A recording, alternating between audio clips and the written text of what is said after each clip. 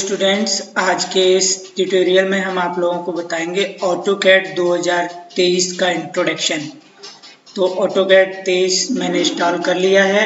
अभी आप देखिएगा कि इसको रन करते हैं और रन करने के बाद इसमें क्या क्या टूल्स अपडेट हुए हैं। बहुत ही सरल, जब भी एक नया अपडेट आता है तो ये बहुत ही सरल होता चला जाता है। यानी कि अगर हम ऑटोकैड 2006 की बात करें तो जब 6 में चलाते थे तो काफ़ी टूल्स ऐसे थे जिन्हें उपयोग करने में काफ़ी कठिनाइयाँ होती थी। धीरे धीरे ऑटोकैड क्या करता है, एक नया अपडेट देता है हर साल। वो टूल को इतना सरल बना देता है कि आप आसानी से 2D 3D डिजाइन को आसानी से ड्रॉ कर सकें। तो देखिएगा, इसमें हम आसानी से 2D ड्राइंग को ड्रॉ करेंगे।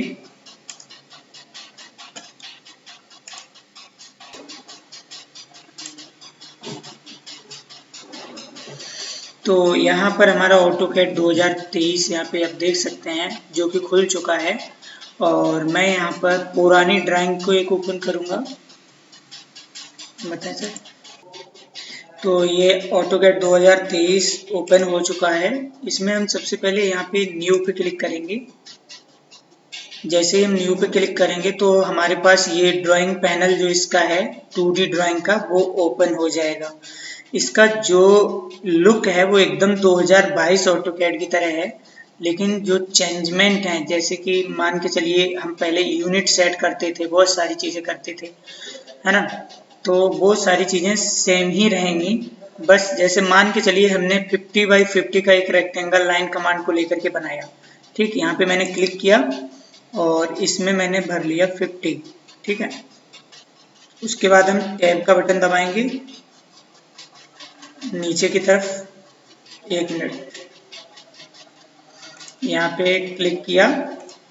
क्लिक करने के बाद इसमें मैंने 50 भरा। 50 भरने के बाद हम इंटर दबाएंगे। इंटर के बाद ये बहुत ज़्यादा जूम था,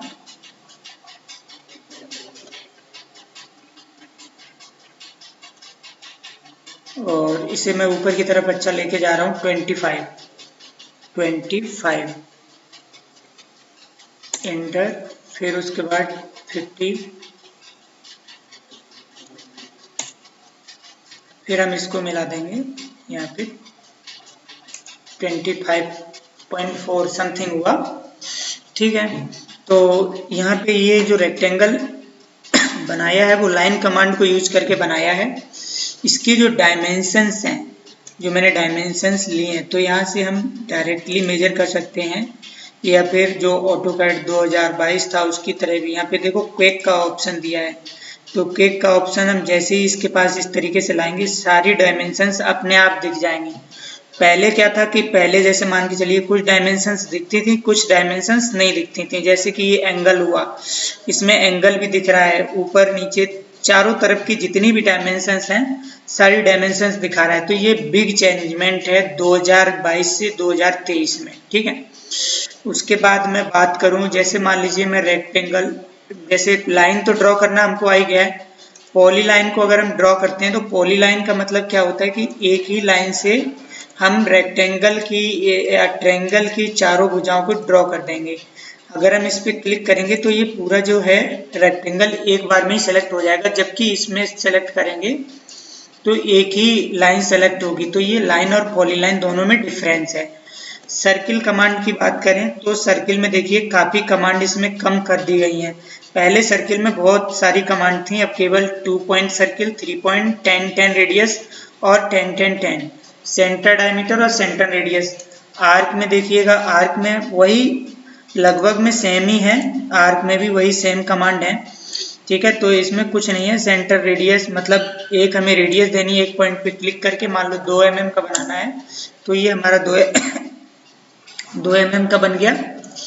उसी तरीका से सेंटर डायमीटर, अब हमें डायमीटर देना है तो डायमीटर में अगर हम 2 देंगे तो इसके डबल बनेगा। डायमीटर 2 देंगे तो आधा बनेगा, और रेडियस देंगे तो वो 2 गुना बनेगा, क्योंकि रेडियस 2 गुनी होती है। डायमीटर के आधी होती है, डायमीटर रेडियस का 2 गुना होता है।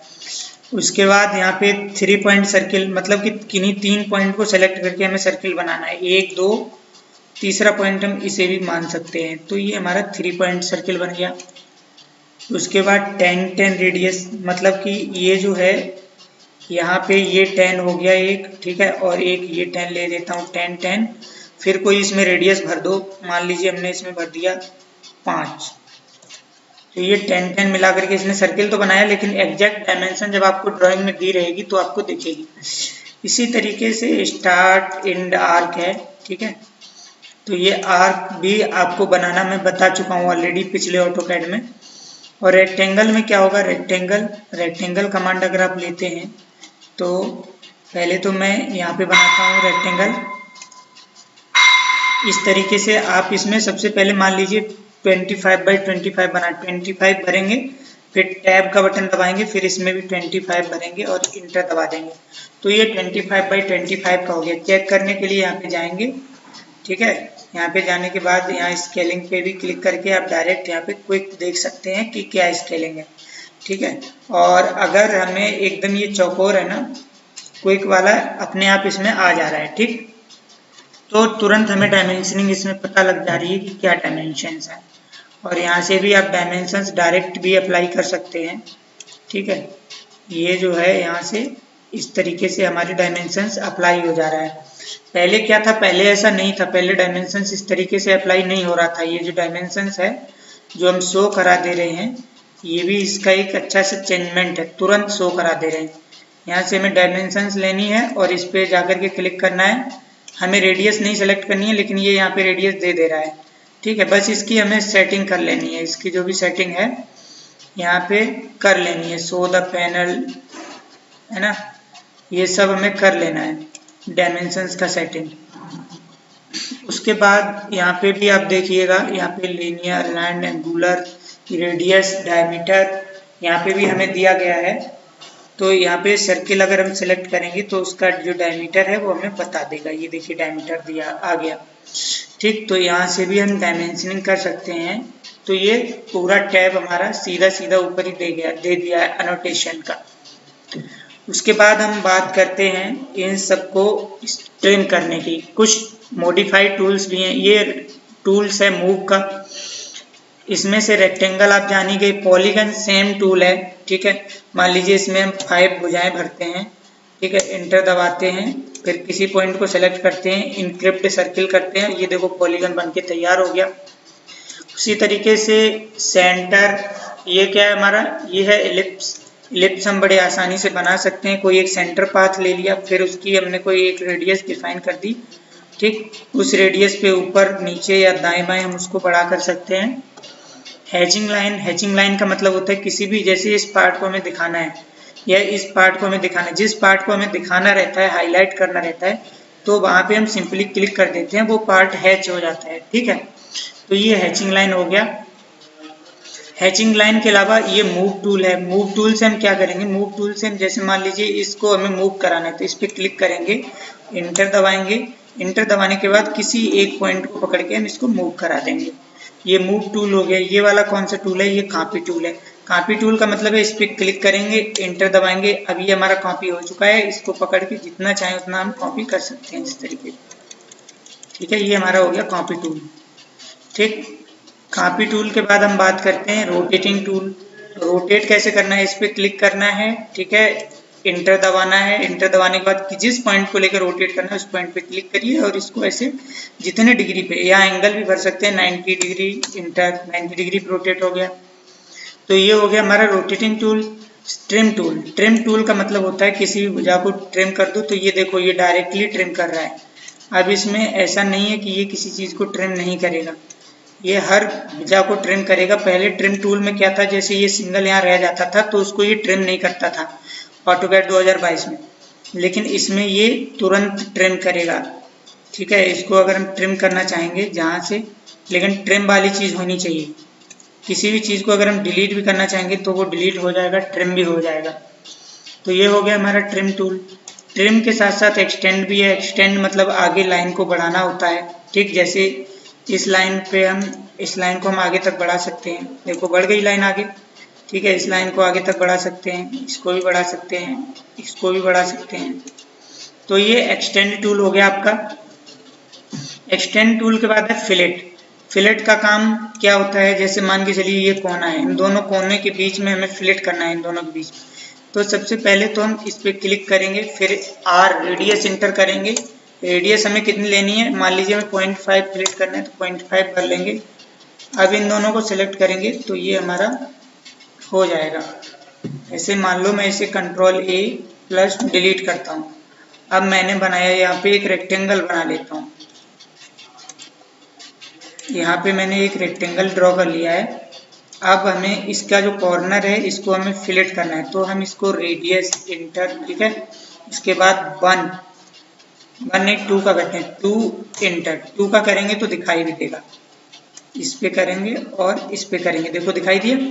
फिर से लेंगे, इस पे करेंगे और इस कॉर्नर पे कर देंगे। अब अगला वाला इसमें क्या है, चैम्फर। चैम्फर पे क्लिक करेंगे तो इसमें डिस्टेंस भरनी रहती है। डिस्टेंस कैसे भरेंगे, डी इंटर, ठीक है। उसके बाद कितनी, 2 इंटर, फिर 2 इंटर। अब ये देखो चैम्फर में और दोनों में क्या अंतर है, ये देखो ये चैम्फर हो गया है। ऊपर वाला क्या था, ऊपर वाला फिलेट था, नीचे वाली भुजा चैम्फर हो गई। तो अब आप समझ गए होंगे कि चैम्फर और ये क्या होता है।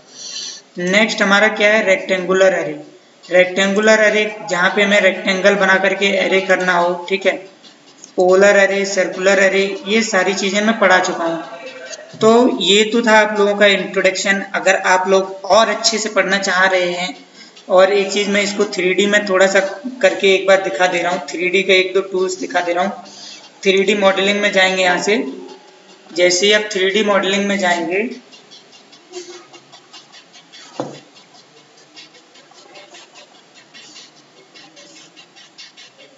देखिए हम 3D पे टूल्स में आ चुके हैं, ठीक।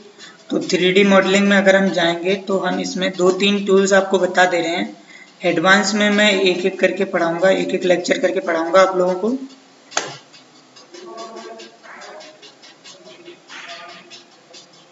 तो यहाँ पे मैं इसका जो ये रेक्टेंगल बना हुआ है, इसका मैं 3D आप लोगों को ड्रॉ करके दिखाता हूँ। सबसे पहले यहाँ 2D से जाते हैं हम रियलिस्टिक प्लेन में, और टॉप व्यू से मैं जाता हूँ SW आइसोमेट्रिक व्यू में।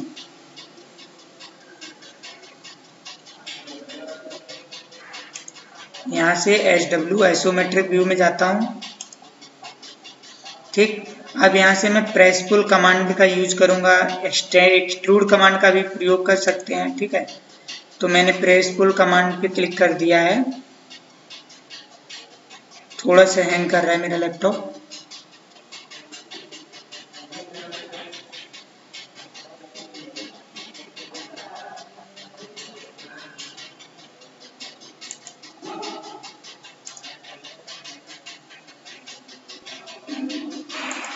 तो अभी ठीक हो गया है, हैंग नहीं किया है, ठीक। तो यानी कि मैंने सबसे पहले यहाँ प्रेस पुल पे क्लिक किया, फिर प्रेस पुल करने के बाद इसके बीचों बीच आएंगे तो ये देखेंगे, इसको हम 3D में कन्वर्ट आसानी से कर सकते हैं, ठीक है। प्रेस पुल करके मान लीजिए हम इसको 15 कर दिया, ठीक है।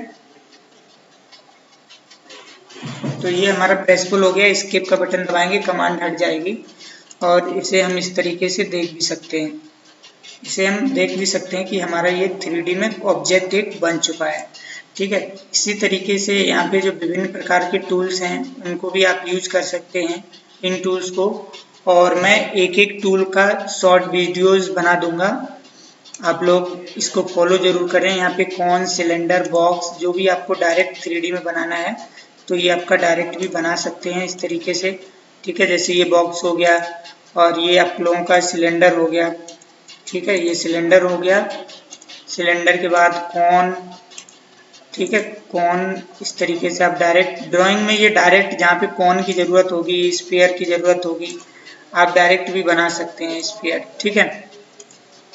उसके बाद पिरामिड भी बना सकते हैं इस तरीके से, ठीक। ये आपका पिरामिड हो गया।